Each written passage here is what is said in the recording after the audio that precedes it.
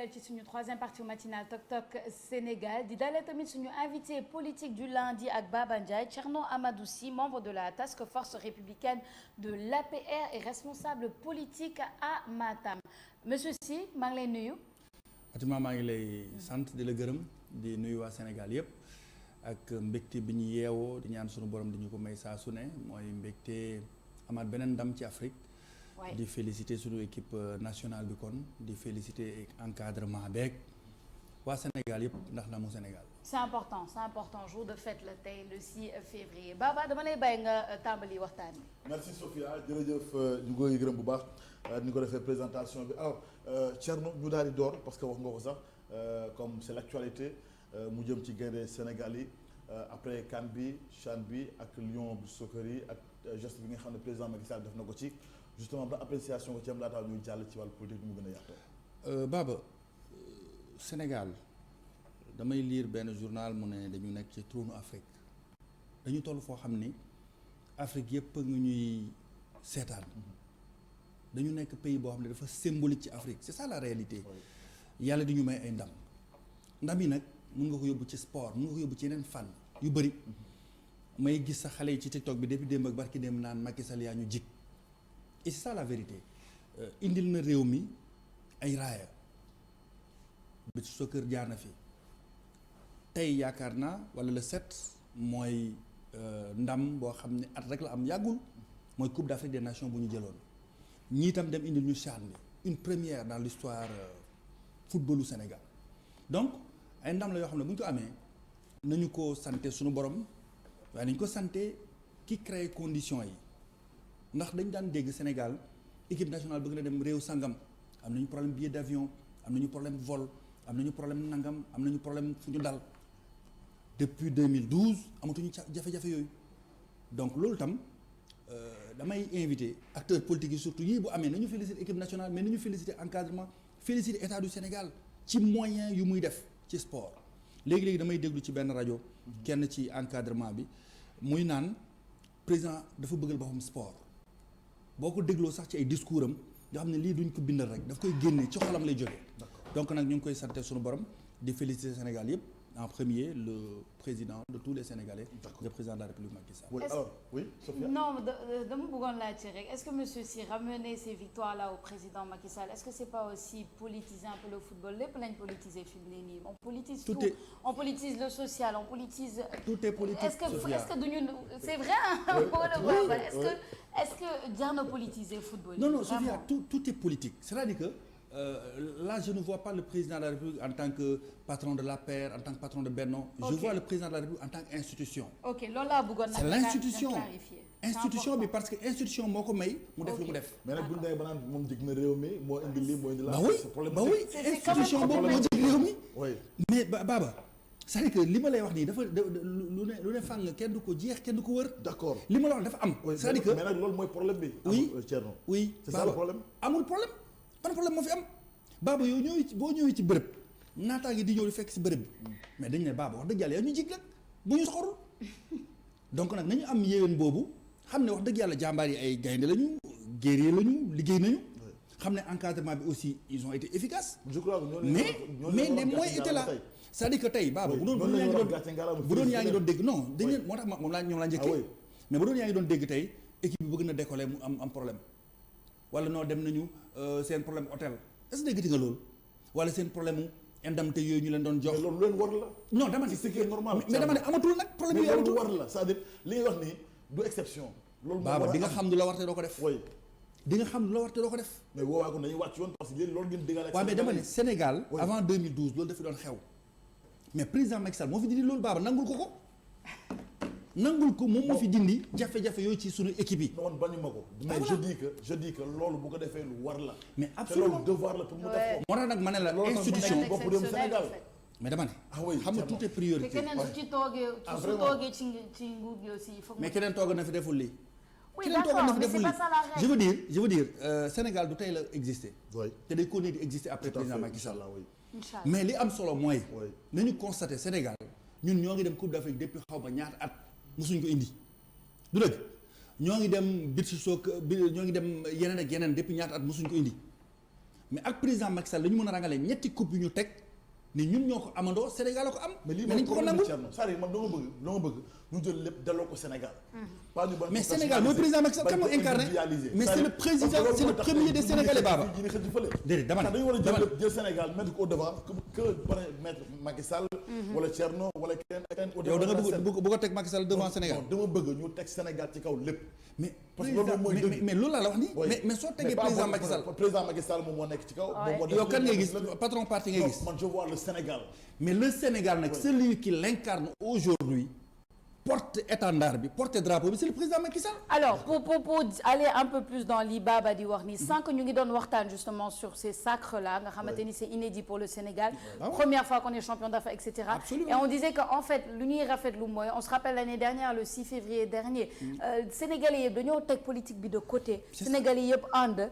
alors que c'était un moment où il y avait beaucoup de tensions politiques. Que ce soit le pouvoir ou l'opposition politiciens yi dañuy jël en otage en fait. Et c'était ça le problème. On a mis tout ça de côté. Pourquoi? Pour l'intérêt général de la population. Je pense li Baba di bëgg a wax nii c'est est-ce que vous ne pensez pas que les politiques devraient plus aller vers cela maanaam jël intérêt général ou sénégalais jiital ko au lieu de prendre des intérêts voilà classés APR des intérêts Pastef des intérêts de tel jël intérêt sénégalais yi en gros def ko ci kanam noonu la ñuy amee ndam en fait. Sophia, je pense que on parle de la même chose. C'est-à-dire que man je vous ai tout à l'heure dit que c'est l'institution qu'il incarne. D'accord. moo ko may moyen mu def lu mu def. Je ne vois pas le président en tant que politique. Je vois le président en tant qu'institution, en tant que premier Sénégalais. Mais foofu laay waxee. D'accord. foofu laa lay wax nag amul politique moo tax ma ne la opposition tey waroon nañ taxaw. félicité non politique wu ma. non parce que opposition. Baba politique wu ma mun a fay moom politique déglu rek déglu ma dolli fa dama la bëgg wax dama la ko wax dara. dama la ko wax dara tey dafa doon rafet démb. dafa doon rafet démb. ni Sénégalais spontanément mu 12e gaynde ak ñeneen dem pale ba dafa doon rafet nga jégee seen fa benn Khalifa Sall wala jégee seen fa beneen opposant mais gis ngeen problème bi fi amoon ba équipe nationale indi Coupe d'Afrique à l'aéroport. ñenn ñi nekkuma Dakar dama dem Porokhane dama dem nangam même ñoo politiser affaire yi Baba da ngeen di ñeme mbir yi nag c'est-à-dire que ñiy politiser mbir mi ñooñu ngeen di waxal président Macky Sall en tant qu'institution dafa war a recevoir équipe nationale du Sénégal. gis nga li fi xew daaw gis nga li fi xew daaw. à l'aéroport. waaw Barthélémy Dias était là-bas c'était bien Khalifa Sall était là-bas c'était bien. Et c'est ce genre mais d'image kenn si ñoom.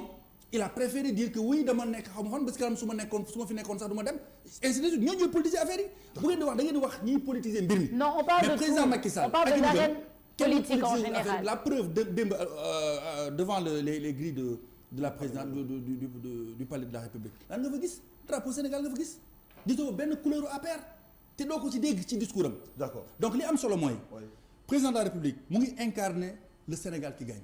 ñun loolu moo ñu intéressé. D'accord maintenant démb amal ngeen benn meeting certains parlent de réponse à l'opposition réponse à Sonko sur le plan de la mobilisation mais li ci doy waar tey bu ñu déggee ni def ngeen mobilisation mu nekk lu am solo ñu leen koy nangul mais 90 millions ci mobilisation Thierno est-ce que xel dina ko nangu ak fi réew mi toll 90 millions. man gisuma budget. gisuma budget. ci média yi laa ko déggee. oui budget junni ñaari téeméer ñeenti téeméer rek Baba da nga ma laaj léegi li am solo mooy déjà ma rectifier la répondre ñu kenn ñu on est sur notre logique dañuy liggéey dañuy politique te du bii moo njëkk. non mais parce que gis nga keroog Thiès Abdoulaye Dièye kenn si sunu ay leader politique lu mu def Thiès gis nga la grande mobilisation gis nga Koungheul keroog le maire de Koungheul li mu def yaa ngi gis un peu partout. fuy wane ne on est majoritaire dans ce pays donc nag ay 90 millions la ak 100 millions la ak 50 millions la. majoritaire boo xam dama ne maintenant bu doon 90 millions la bu doon 90 millions la sax bu doon 90 millions la ñaata leader politique ñoo dëkk Pikine ku nekk mën a génne 1 million. ñaata leader politique ñoo dëkk Pikine ku nekk mën a génne 1 million. mais non pour nit ñi mën a génn. non waxuma la loolu man gisuma xam nga heureusement il y a quelqu'un de nos tiktokers qui avait un peu expliqué. la une de Walf Quotidien. pour dire 90 millions. Puis Sénégal toll. c'est pas que Walf Quotidien bind na 90 millions que c'est 90 millions man je suis dans le parti je suis militant gisuma fenn fu ñu waxee 90 millions ñoom ñoo xam fu ñu jëlee seen chiffre. Encore une fois de plus. Les journalistes ont meeting bi ma gis man su ma doon estimer su ma doon évaluer ëpp na 90 millions. c'est ça la vérité. ëpp na 90 millions. su ma ko doon estimer ma ko doon évaluer ëpp na 90 millions. ñaata boo dëkkee mbaaw personnes xaaral ma jox l'exemple Baba c'est-à-dire qu'il faut aussi que les gens soient raisonnables. d'accord le maire de Mbao il prend 40 cars dugal ci ay nitam pour fekk ji Pikine da nga bëgg ñu doxee tànk Mbao ba Pikine mais Baba loolu mënul nekk. d'accord dafay louer ay cars daf leen di fay moom moo xam nag nu mu koy defee. non man je peux comprendre mu fay. déglu xanaa du fay nit ñi quand même. kan moo fay nit. bu ñu yàpp sénégalais xam nga loolu nag loolu ku koy bind. non mais nag ku koy bind da nga yàpp sénégalais. boo ko gis ci Sénégal dama la ne ci ak ci politique dama la ne Baba yaa ngi ko gis ñu naan dugal boo duggee ñu jox la junni wala ñaari junni Baba wala ñeent kenn du marchand des sénégalais yi man du ma dugg ci loolu. donc est-ce que di waxaale sénégalais dugal ma jox la non non. loolu c'est faux et c'est archi faux. les manipulateurs ñoom ñoo def ay vidéo te ñun on s'y attendait dem ci guddi gi après gis nga ku wane ay t-shirt ay xale sol t-shirt ne waaw man demoon naa dañ ma fay mais loolu ban fayda la am. amul sens. monsieur Sy li ngeen wax nii c'est important parce que c'est vrai que Sénégal yi dañoo jàpp ni. musuma bokk dans une organisation politique bu ma déggee ñun on a mobilisé à Matam on le fait tout le temps bu ma déggee dañuy pour fay ay nit pour ñu ñëw musuma ko dégg fenn. donc vous dites que ça n'existe pas. ça n'existe pas c'est du faux. maintenant nag yow tu es leader politique tu as tes militants mais da ngeen am relation bu dee yàlla mayee nga tane leen mën nga leen may mën nga leen jàppale. mais du ay fay ay nit ñëwal sama meeting ñëwal sama nangam musul am c'est du faux. mais maintenant li am mooy ñëwal ci meeting ma jox la junni. c'est faux. amul c'est du faux amul. Thierno Sénégal yaa ngi lay déglu mais c'est faux. l'APR ne travaille pas comme ça. d'accord.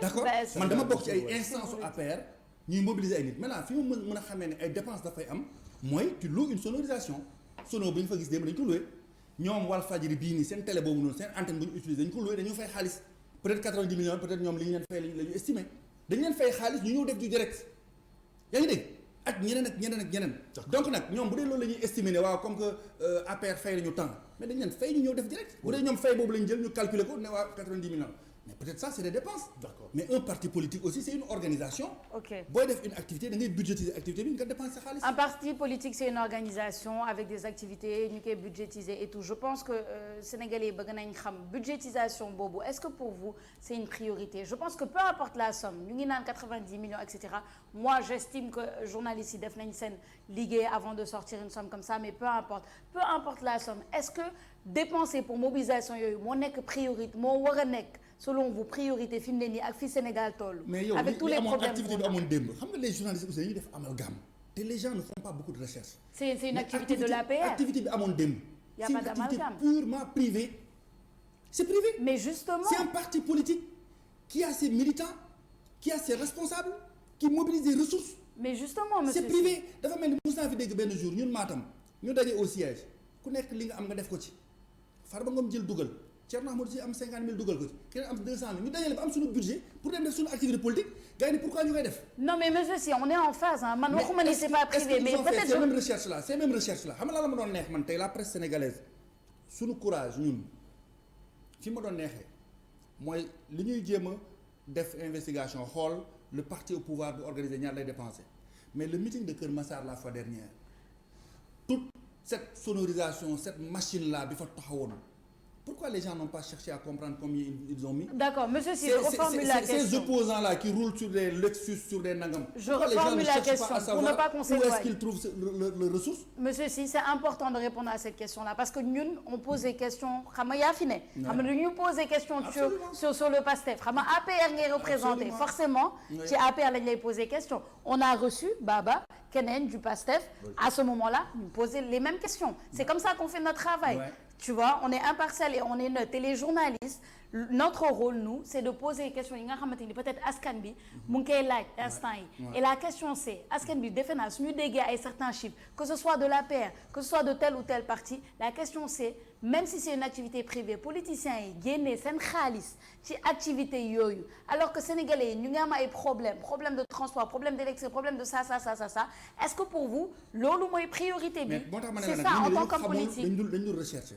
Mais gis nga ces leaders politiques là au-delà de ces activités politiques qu'ils tiennent mais ils sont près des populations yu si gën a bëri boobu dañuy jàppale askan wi ci li ñu mën parce que tam nit ku nekk dafa am fu sa moyen yem am na ñoo xam ne ñu ngi ci askan wi guddi ak bëccëg suba ak ngoon bu ñu amee inondation ñu gis leen bu ñu amee dëj ñu gis leen bu ñu amee ngénte ñu gis leen bu ñu amee naqar ñu gis leen bu ñu tawatee ñu faj leen mais loolu leader politique yu si gën a bëri ñu ngi ko ci jàppale askan wi et loolu c'est personnel je veux dire li ñu doon def démb c'était personnel et c'est privé bu ñu amee un meeting à Pikine les ministres les DG les militants simples ku ci am sa 100 francs nga dugal ko ci bu ñu amee seen budget ñu organiser seen manifestation maintenant nag fan lañ doon wax ne écoute état du Sénégal jël na ci budget am temps pour dem def ko Pikine nga dem non loolu du priorité bu demee Pikine pour def fa 90 millions fekk xaalisu état la na dem marché Thiaroye wala dem def na xaalisu APR non avec le régime du président Macky Sall amalgame boobu amatul non Baba il faut ngeen comprendre aussi te ngeen def la part des choses li amoon ci réew mi amatu fi avec le président Macky Sall les deniers publics dañu am seen place te képp kuy gestionnaire képp ku nekk dans l'administration publique xam nga ko. d'accord léegi li am démb Pikine ban jàngat lañ ci mën a def en tant que ni nga ko gisee en tant qu'acteur politique justement mais mobilisation bi ak les messages yi nga xam ne jot nañ ko wax foofu. parce que c'est une belle mobilisation et fallait le faire pour man. et je pense ndax que la pour tontu Pastef. non rien à voir yéen a yor majorité bi. rien à voir pour wane ne yéen a yor ñun suñu stade bu ñu toll mooy remobiliser wu suñu stade bu ñu toll mooy wane ni échéance suñu jëm nekkatul combat individuel nekkatuñ ci élection locale nekkatuñ ci élection législative on va vers une élection présidentielle. Donc tous autour du président Macky Sall c'est ce qui est important. loolu dañ ci mën a jàngat. loolu lañ ci mën a jàngat tous autour du président Macky Sall. C'est le seul message. D'accord mais dama ci dégg Amadou Ba mu waxee noo xam ne xamuñu ko ci hausser le ton. tontu sax ba ne ku leen tooñ fayu leen comme ni ñu ko waxee rek garsa rek moo koy fay. Amadou Ba waxul prononcé wul moo yooyu de. non dama ne prononcé ñun on n'est pas dans ça on n'est pas ci insulte yooyu noonu. mais dafa ne Amadou Ba. mais dafa ne c'est un discours politique oui. discours boobu yàgguñu mosuñu ko dégg ci Amadou Ba. mais c'est un discours politique. oui c'est un discours politique. moom tamit mais boolewul ci saaga heureusement. non déedéet dama ne mais lu ci mënti am wax na gars yi. li muy ni ñuy naan gars yi woote violence moom également tontu na violence wala woote na violence. Baba xam nga nag xam nga discours boo ko daggee rek day perte sens. non mais Thierno lu mu wax dégg Amadou Ba daf ci teg ne képp kuy woote jàmm xamal ñu ngay jàppale ñoo la dañu bëgg a jàmm jëlal boobu. mais Sonko wax pourquoi jëlal parti boobu. mais Sonko wax na loolu. mais dama ne pourquoi kuy bëgg non jàmm moo gën a bëgg jàmm xam nga Baba boo bëggee suñu waxtaan ne. mais pourtant munoo jël Sonko nga teg Amadou Ba di comparer seen discours. c'est pas la même chose du tout. comparaison mais Amadou Ba nu mu waxee. foncé ci discours Sonko nga xool li mu waxoon lu irresponsable ndax Amadou Ba wax na lu mel noonu. il ne le dira jamais c'est ça la vérité Baba c'est-à-dire que gis nga réew mi ñun dañu nekk di ko tabax ku tabax réew ku lay yàqal doo ko tal doo ko faale maintenant nag Amadou Ba il a tenu un discours politique. da ngeen jàpp ne yéen a gën a bëgg de opposition bi réew mi yéen. il a tenu du ma waxee noonu man du ma waxee noonu. dama jàpp bu ngeen ne tabax peut-être. dama jàpp non bëgg yàqal tabax boo gisee ma lay naan tabax bëgg daaneel tabax gi. non dama ne waaw ñun ci phase construction. d'accord ak defar réew moo xam ne dafa yàqoon ba pare président Macky Sall nekk di ko suqali ci phase boobu lañ toll. maintenant nag Amadou Ba démb dafa def discours politique face à des acteurs politiques foofu la yem maintenant nag heureusement te ñun meluñu noonu Macky Sall tàggatuñu ci loolu saagawul waxul wax ju ñaaw xasul kilifa diine yi te am na ñu koy def nit ñi ne noppi. alors deful loolu te du ko mës a def. alors Thierno monsieur Sy est-ce que justement ak seen activité boobu on s'en va vers 2024 vers des élections présidentielles vous dites tous derrière le président Macky Sall qu'est-ce que ça veut dire pour 2024 concrètement. tous autour du président Macky Sall. c'est-à-dire ñun li ñuy wax ni c'est très simple Amadou Ba waxaat na ko démb. c'est votre candidat bu dee da ngay jël discours Amadou Ba on n'a pas de plan A on n'a pas de plan B on n'a pas de plan Y on a un seul plan c'est le plan M c'est Macky Sall. vous voulez qu'il soit candidat pour 2024. c'est notre souhait. et au-delà de 2024 2029. non loolu discours la c'est-à-dire que wolof tam dafa am. déglu Baba dégg nga wolof yaa ngi faram-fàccee wolof ci télé bi ak ci rajo bi dégg nga wolof bu baax xam nga loolu waxin la su la ko waxee daf la bëgg wax ne histoire 2024 dañ ko romb loolu sax la ko waxee moom Amadou Ba histoire 2024 dañ ko romb nekkatuñu si ay état mais population yi rombuñu ko en fait c'est ça le vrai problème monsieur si population bi. Mais on parle avec les populations tous les jours. On est sur le terrain, on parle avec les populations tous les jours. Attention. Tous les jours. Tous les jours. Attention seeni baromètre. Attention seeni baromètre. Sa baromètre warul ne nga toog ci télé bi benn leader opposition ñoo toog fi wax ba xolam ba géex. Ah non. nga ne population yi lañ leader opposition ni fi ñëw noonu nga fi ñëwee dama ne waaw aussi dama ne aussi et c'est ce qui est normal. man je ne peux pas me permettre de parler au nom de toute la population sénégalaise tout comme yow tout comme Baba. non man dama ne. maintenant li ñu mën a def mooy ku nekk ca nga féete ak la nga bëgg ak sa yéene majorité moo koy emporté. en fait ñun suñu yéene tey suñu parti ak suñu coalition ñi gën a bëri tey seen yéene mooy président Macky Sall nekk suñu candidat. d'accord man dama ne population yi rombuñu 2024 c'est aussi simple que ça te ça je pense que je me permets de le dire et de le redire waxuma ni population fii lañ far wala fii lañ far dama ne rombuñu yéen a ngi ne romba ngeen 2024 mais là il y a un problème et ça montre que vous êtes en décalage avec la population peut-être pourquoi je vais vous expliquer pourquoi mais oui parce que mais c'est vrai parce que 2024 population yi xamaguñu sax qui seront les candidats par qui ils doivent choisir le problème ñoom ci ñoom dara leeragul seen xel yi dans le sens où qui va être candidat en 2024 qu'est-ce que la justice va faire avec tous ces dossiers pendants est-ce que le président Macky Sall a vraiment le droit de se présenter en 2024 yéen vous le prenez pour acquis mais population yi a besoin de réponse foofu lay waxee quoi monsieur Sy vous nous suivez réellement ñun ce qu'on a dit est très simple dañ ne c'est le Conseil constitutionnel qui valide les candidatures. Ok, donc comment vous pouvez dire qu'on romba ngeen 2024 non defal moo tax ma ne la yéen vous ne suivez même pas nos discours la candidature nous qu'on va amener au Conseil constitutionnel c'est la candidature du président Macky Sall maintenant Conseil constitutionnel li mu décidé ñun ci loolu la ñuy ànd parce que en 2012 suñu président Macky Sall bi nga gis 2012 ba ñëpp taxawee ne déedéet dafa ne Conseil constitutionnel lu mu wax dama ci ànd ba Conseil constitutionnel validé candidature du président Abdoulaye Wade président Macky Sall dafa dem defi campagne. Alors c'est quoi la différence entre quand le président Macky Sall justement était dans les rues et poussait les gens à sortir juin 2011 pour faire opposition à Abdoulaye Wade ak 2024 lan mooy différence bi yéen ci ñi ngeen conceptualiser loolu ce qui fait que pour vous Macky Sall peut aller en 2024 mais Abdoulaye Wade ne pouvait pas aller aux élections de la différence c'est qu'en 2011 le président Macky Sall a usé de tout ce qui est républicain bépp aspect d'un républicain bépp comportement d'un républicain président Macky Sall moom la incarné et c'est ça la vérité allez voir les archives ce qu'il avait dit était très simple toll nañ ci fii bu ko conseil constitutionnel validé man je vais battre campagne mais loolu la def ba ko conseil constitutionnel validé président Macky Sall dafa dem defi campagne d'accord réew nag état de droit noonu la tëddee ñun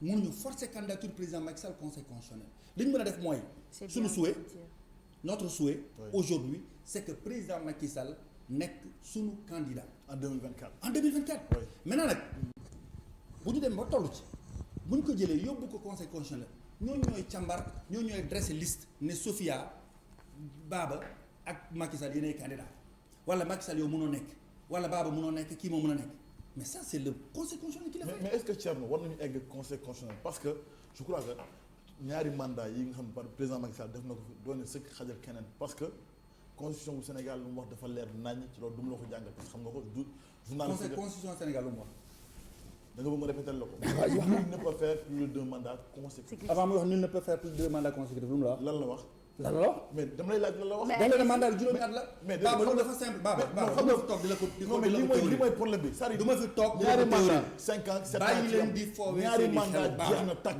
Baba donc on fait quoi avec le mandat de 7 ans c'est pas considéré comme un mandat mais defal naa Sophia Thierno borom xam-xam ngeen mën ngeen jàngi bind defal naa ko rek defal naa mais problème bi mënuñu attardé wu ci loolu Baba constitution bi pour càmbar ko mu leer lu mu la wax dafa la ne mandat Sénégal léegi juróomi at la mu tegal leen si kenn mënu ko def ñaari yoon lu ëpp ñaari yoon mais juróomi at la tuddal donc mandat tuddal la benn yoon juróom-ñaari at te leneen li amoon mooy leneen li amoon 2016 tuddul at leneen li amoon 2016 tuddul at mandat bi tuddul juróomi at ci constitution bi mandat bi juróomi at la waaw mandat bi juróomi at mais tuddul at tuddul 7 ans mais mandat juróomi at la reconnaître mais loolu nag Baba buñ ci mënee attal dañuy sonn d'accord léegi conseil constitutionnel kon yéen daal loolu ngeen bëgg da ngeen bëggoon tey da ngeen doon xeex 2011 tey en fait c'est ça mon problème et c'est ça tout le problème moo tax ma laaj la le comparatif entre 2011 et maintenant il faut une logique 2011 da ngeen bëgg ma dellu soit dama leen expliquer léegi expliquer naa leen exactement da ngeen doon xeex troisième candidature n'est-ce pas ma ne dama la expliquer exactement président Macky Sall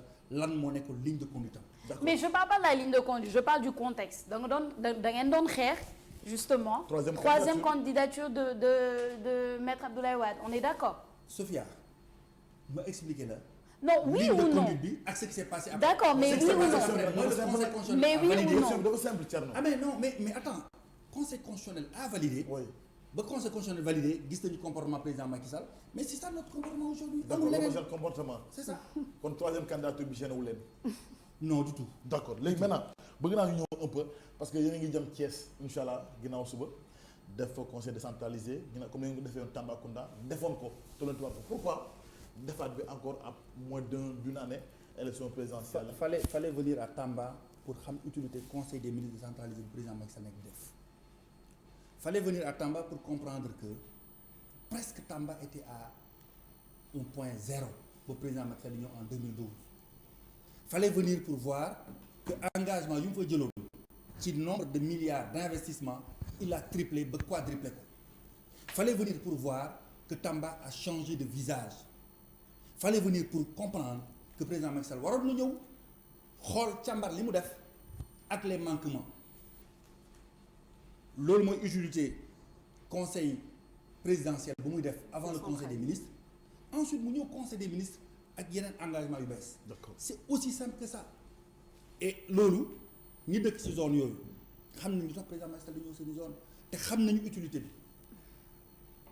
c'est ce qu'il est en train de faire il l'a fait à Tamba incha allahu rabbi il va vers Thiès ensuite ce sera autour de Sédhiou et d'autres régions du pays donc li am solo mooy conseil des ministres yooyu noonu dafa am évaluation bu rigoureuse bi ci am l'administration décentralisée du sous-préfet au préfet en passant par le gouverneur ku ci nekk xam na yan engagement la état bi jëloon avant.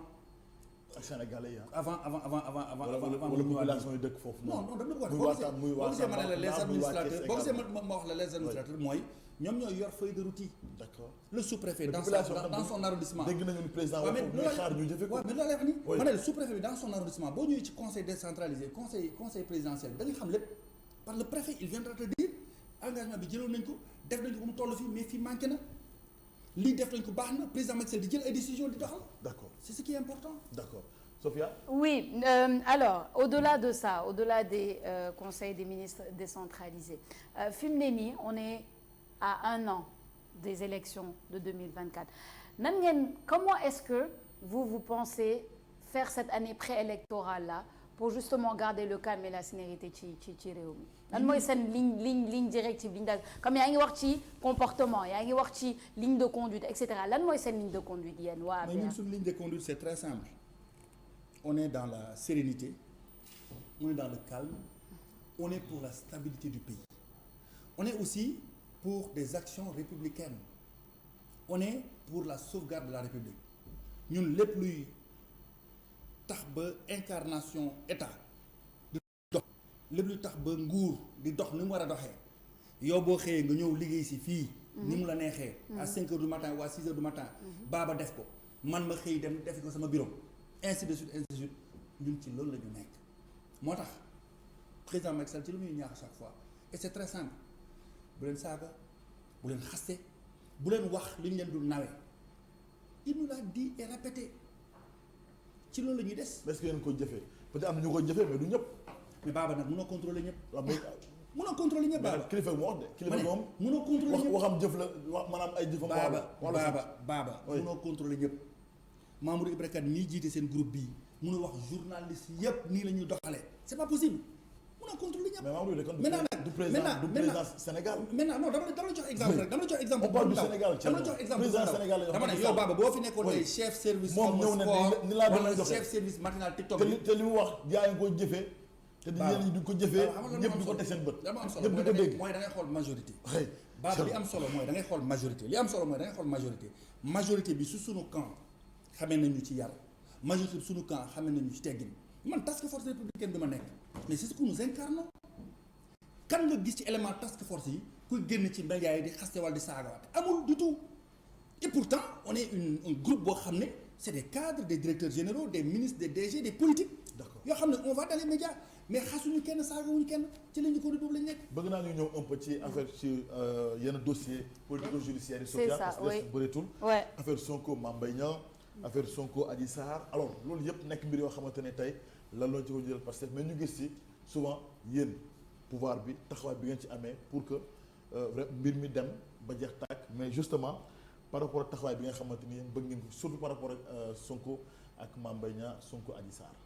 non mais attends ban taxawaay lañ ci am man personnellement. oui parce que man maa fi ñëw. ma wax la du APR fi ñëw ma wax la taxawaay bi. xaaral rek man maa fi ñëw du APR fi ñëw. oui dossier yooyu ñun suñu ligne de conduite ça a toujours été simple mbir la moo xam ne ay sénégalais ñoo ko seq baaba yow su ma la tooñoon tey da nga may yóbbu justice du dëgg te ba ma yóbbu justice sama diggante ak yow la lan mooy war a tax après man fi may liggéeyee ñu taxaw ne waaw baaba mu ngi sonal Thierno wala mu ngi koy bund xatal wala war a ko def lii mbir yooyu yëpp c'est très simple ñaari sénégalais la yoo xam ni dañuy jote ci ay mbir comme ça arrive tous les jours. mais loolu ngeen wax mais est-ce que loolu ngeen di jëf.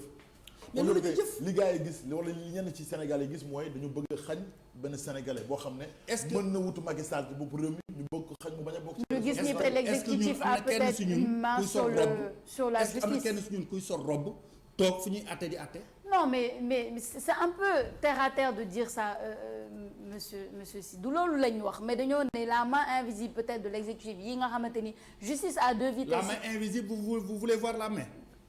Monsieur Sy, vous dites qu'elle est invisible. C'est une mais justement elle ne devrait pas l'être.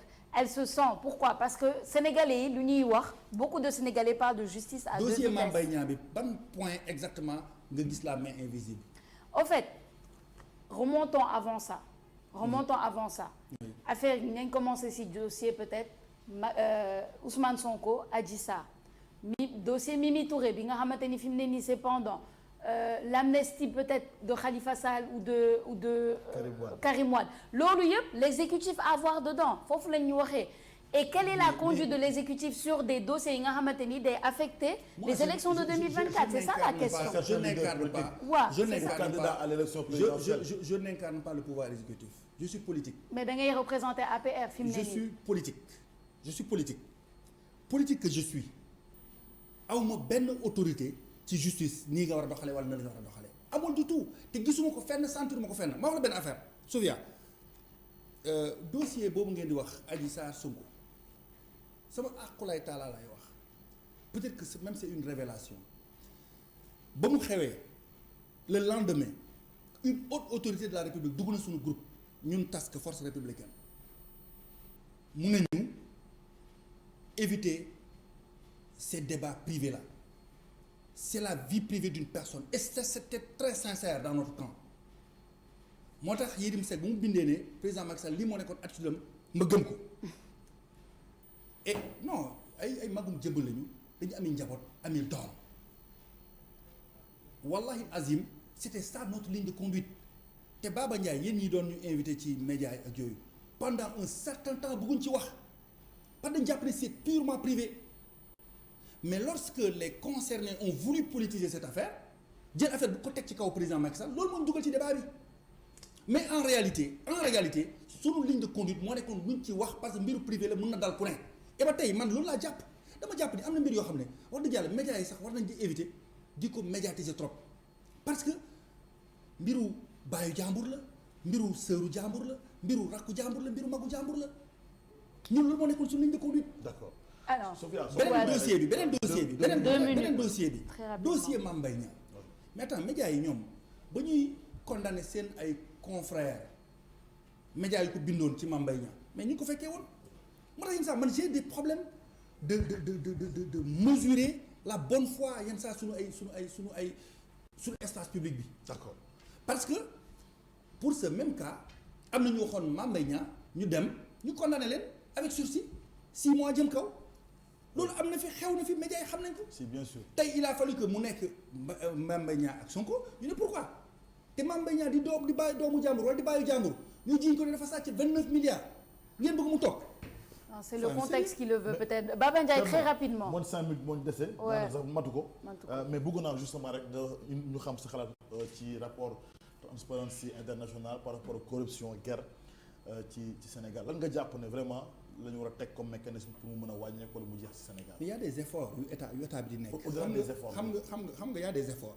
moo na nag guerre du sénégalais guerre du gambien wala guinéen guerre c'est mondial malheureusement la corruption est partout à travers le monde chaque jour nga dégg ay histoire pot de vin ci FIFA ak ci ñeneen ak ñeneen yaa ngi koy dégg fu nekk bu ñu am complexe di jël mbir yi di ko teg suñu bopp di ko ñuulal dinaan guerre mbiru nit ku ñuul la. mais est-ce que dafa war a tax c'est faux duñ def benn c'est faux non ma tax rek ma ne la Ouais. état du Sénégal mu ngi def ay effort. d'accord cellule contre la concussion xaw ma corruption nangam moo fi existé woon ba président Macky Sall ñooy dindi ko def OFNAC du office bu gën a am doole bu gën a taxaw ci liggéeyam mais loolu ay effort la état bi nekk mais def. seulement of nag li mu beneen def ci mbir mi rapport kenn beneen mbir mi yoon mooy topp ci dara topp beneen ci beneen mbir ouais. mi mooy célérité beneen mbir bi mooy marché public yi ni ñu ko réorganiser ak ni ñuy fexee tey ba transparence di si gën a am mais yëpp ay effort la maintenant nag y a toujours des brebis galeuses foo mënta dem baaba munoo jël nga jox nit nga jox ay 1000 décrets ci Sénégal ba pare nga ne ñaar ñett ñeent duñ ci am ay jafe-jafe. d'accord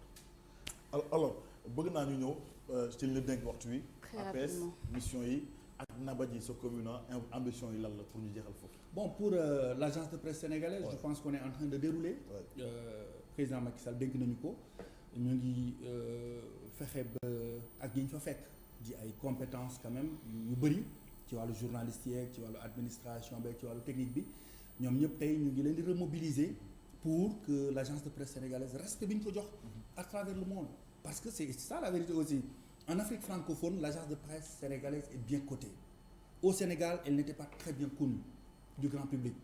Léegi nag dañ ko bëgg diversifier parce que à l'époque une agence de presse liggéeyam grossiste la woon information rek jël TFM i rajo i télé soxla jël ay info di ko dugal maintenant nag on veut que grand public bi am ci accès moo tax tey kuy suivre suñu page Facebook wala di suivre suñu chaîne YouTube on donne tous les contenus pour grand public mën ci jot donc ci liggéey boobu lañ nekk te incha allah rabbi gëm naa ni fii quelques mois aussi dañ toogaat stabiliser un peu réorienter peut-être woo presse bi waxtaan ak ñoom fi ñu fekkoon agence de presse sénégalaise ak fi ñu ko bëgg a jëmee ak fi mu toll tey loolu yaakaar naa avec l'aide aussi de l'État incha allah rabbi on va y kon arriver. léegi Nabaji bi nañ ko leb ba beneen yoon incha allah. Nabaji moom suñu xol la ndax suñu engagement politique waxoon naa la ko fi du tëbuñu yeew rek dañ bëgg politique dañ bëgg politique jege fi ñu bokk d'abord ndax dama jàpp ni képp kuy politique boo ko tàmbali ci sa base bu ko ñëpp defee Sénégal mën a jëm kanam te ñun politique ku jëm kanam ci la ñu nekk ak président Macky Sall. Thierno Amadou Sy,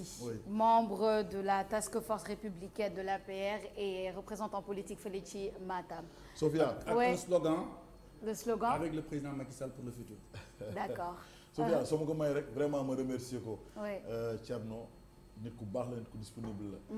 parce que man maa ngi animé fii ay émission politique. te wax dëgg neex yàlla sur le plan support ci côté invitation yi. côté majorité bi mu ci jàpp bu baax a baax grand maa ngi la ci remercier bu baax ci disponibilité bi waaw nit ku baax la nag c'est que yi bëri ma sax lu mu koy wax. Bien mais sûr. je tenais vraiment pour wax ko Sénégalais yi ci soutien bu mu am ci man ci jàppale gi yàqul dara nag ci suñu liggéey te très franchement bu gisee tamit loo xam ne war na ma ci conseil dina ma ci wax mu ci jàpp bu baax a baax Thierno merci. Jaajëf. ci soutien bi merci également ci disponibilité bi. Merci Baba. ñu la ñaanal également ndam gis nañu également APS liggéey bi ak jéego yi ñu la ci ñaanal suñu borom jàppale su baax a baax incha allah nga am ci ndam incha allah Sophia merci. Merci, monsieur Jaajëf. Sy. Merci Sophia. Baba. On se retrouve demain, Inch'Allah. Inch'Allah.